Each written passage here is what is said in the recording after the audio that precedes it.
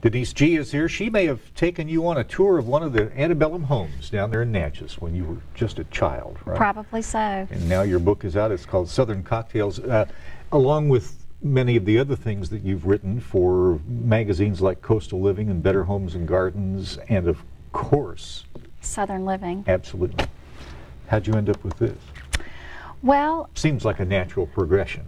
Really, coming from Natchez, Mississippi, sort of a notorious place here in the state for parties and entertaining and joie de vivre. I think it was a natural progression to end up writing about food and entertaining. And my grandmother wrote cookbooks.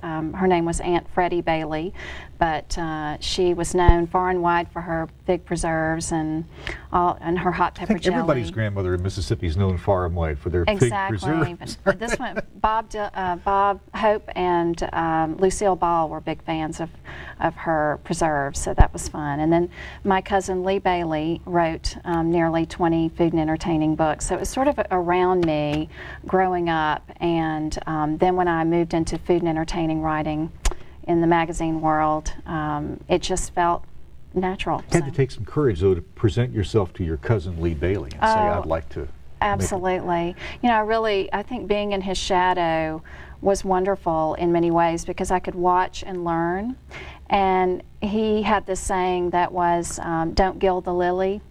And I think that was what he was known for, was just simple, beautiful moments that were captured, and then recipes that were not too complicated. And so I think it really, when I came into my own, you know, he would critique me a little bit here and there, but otherwise let me go and learn, you know, the best way I could, and ultimately was very proud of me for, you know. Maybe why that whole language of cooking that he was so much a part of is still there after he's gone. Absolutely. I owe so much to his inspiration as well as to my grandmother. So.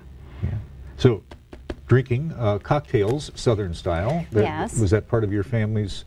I guess that's part of in moderation. Yes, in moderation.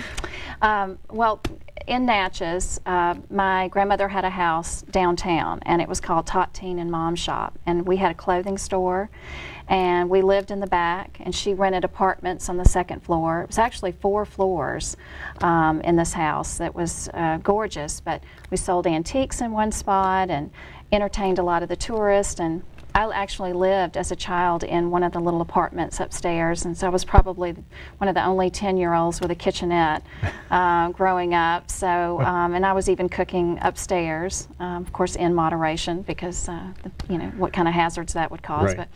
But yeah, we would have people come by all the time, and as I mentioned in the book, that it was sort of the center of the universe downtown for a lot of people, and we were always 5 o'clock.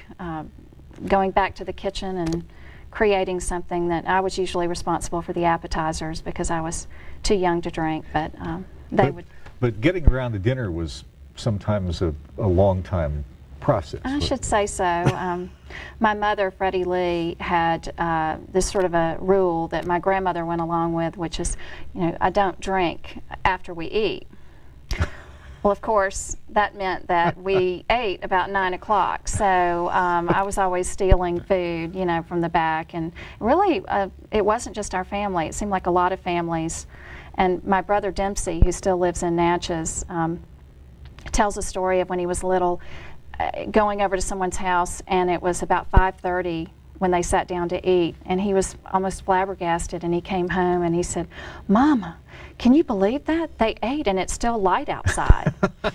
So there you have it. You had fun, I think, collecting a lot of the quotes that are inside this book, too. You've got one of my favorite Shelby Foote lines when somebody asked him if he had any hobbies, and he said no, and then he thought a minute and he said, well, I have a drink from time to time. I can just hear him saying that too. So I'm sorry I never met him. He would have been fun to have a cocktail with, I would imagine. He was something. He was a character.